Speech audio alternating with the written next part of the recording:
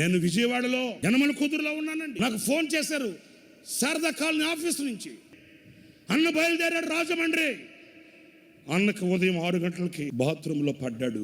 అన్నకి కాలు విరిగిపోయింది. కానీ రాజమండ్రి వెళ్ళాలని డేట్ ఇచ్చాడు అన్న.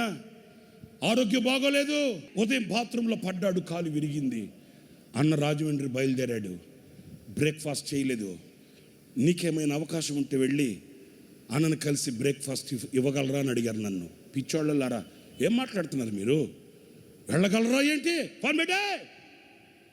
వెంటనే నేను బ్రేక్ఫాస్ట్ కొంచెం టిఫిన్లో పెట్టుకొని రామవరపాడు రింగ్ రోడ్ దగ్గరికి వెళ్ళిపోయాను. అన్న బయలుదేరాడు. మరి కాలు విరిగితే ఎలాగ బయలుదేరేశాడు. వెంటనే పరుగున రామవరపాడు రింగ్ రోడ్ దగ్గరికి వెళ్ళిపోయి సిగ్నల్ సెంటర్లో నిలబడిపోయాను. అన్న కారు కొరకు వేచి చూస్తున్నాను. అన్నకి కాలు విరిగింది. రాజమండ్రి బయలుదేరేశాడట. ఎలాగా ఏంటి? కాలు విరిగితే ఎలాగ బయలుదేరాడు? ఓకే, చూస్తున్నాను. కళ్ళకి ఒత్తులు పెట్టుకొని చూస్తున్నాను. అన్న కారు వస్తూ ఉంది. నేను అన్న కారును చూడక మునిపి అన్న కారులో నన్ను చూశాడట. డ్రైవర్తో అంటాడట, ఈడేంటి ఈరోజు ఆదివారం వచ్చి ఎక్కడున్నాడేంటి వీడు? చూశారండి, పనివాడి లక్షణం అది. కారు వచ్చింది, అడ్డపడ్డాను. చెయ్యాపి అన్న కారు ఆపాడు. వెంటనే వెళితే గ్లాస్ దింపాడు. అన్న, రే ఇక్కడున్నావేంటి? ఆరాధన టైం కదా అన్న. నాకు 10 గంటలకు ఆరాధన. మరి ఇక్కడికి ఎందుకు వచ్చావు? అన్న, మీకు బ్రేక్ఫాస్ట్ ఇచ్చాను. నాకెందుకు రా బ్రేక్ఫాస్ట్? ఆరాధన కదా, నువ్వు అక్కడ ఉండాలి కదా అన్న. సరే కానీ నేను రాజమండ్రి దాకా వస్తానన్నా. తెలుసు అన్న మనసు నాకు తెలుసు.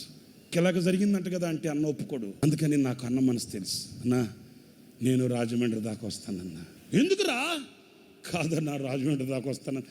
కాదురా, నీకు ఆరాధన ఉంది కదరా, నువ్వు వెళ్ళరా అన్న. కాదన్నా. అరే ఏం మాట్లాడుతున్నావు? ఆ బ్రేక్ఫాస్ట్ నాకు ఇచ్చి. నేను తింటానులే, నువ్వు వెళ్ళు. నేను తింటానులే, నువ్వు వెళ్ళరా. పిల్లల 2 కళ్ళతో నీళ్లు పెట్టుకున్నాను. వెనకడుగు వేసిన కారు వెళ్ళిపోయింది. విరిగిన కాలు మడత పెట్టుకొని రాజమండ్రి వెళ్ళి విశ్లాన్ని పిలిచి, నీకు కార్డ్లెస్ మై కొనిపెట్టాను కదా, అది ఇది. అప్పటికే విశ్లానికి ఫోన్ వెళ్ళింది. విశ్లాన్ని అన్నాడు, అన్నా కాలు విరిగిందంట కదా, ఎందుకు వచ్చారు మీరు? ఎట్లా భరించారన్నా? నాకు కాలు నొప్పి కంటే నా బిడ్డలు ఎదురు చూస్తున్నారన్న బాధ ఎక్కువగా ఉందరా. మరణం అనే పడక మీద పడుకొని పిడికిలు బిగించి, దేవా ఇంకొక అవకాశం నాకు ఇస్తే ఈ భారతదేశాన్ని ఒక ఊపుతానని ఆఖరి స్వరముతో నినాదం పలికాడు ఆ పనివాని సామెనే.